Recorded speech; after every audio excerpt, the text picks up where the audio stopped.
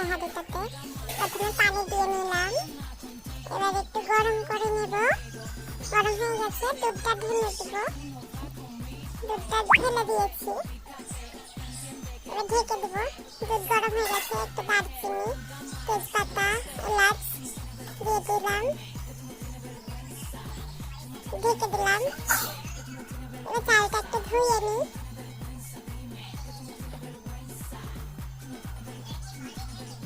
এই যে আমি 2-3 বার চালটা ধুয়ে নিলাম। চালটা আমার ধোয়া কমপ্লিট। এখন একটু রেখে দেবো চালটা। এই যে দিয়ে দেবো এবার চালটাকে। চালটা দিয়ে নিলাম একটু একটু করে। এবার একটু নেড়ে দিই চালটাকে। এই যে দেখতে পাচ্ছেন আমার দুধটা তো উতলে পড়েই যাচ্ছে। চিনি দিয়ে দেবো, পায়েসটা হয়ে গেছে।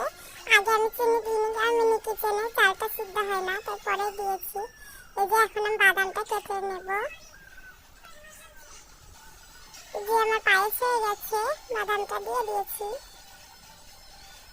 এই যে দেখেন কত সুন্দর হয়েছে আমার মিনি কিচেনে। এই যে এখন নামিয়ে নিলাম, ঢেলে নেব।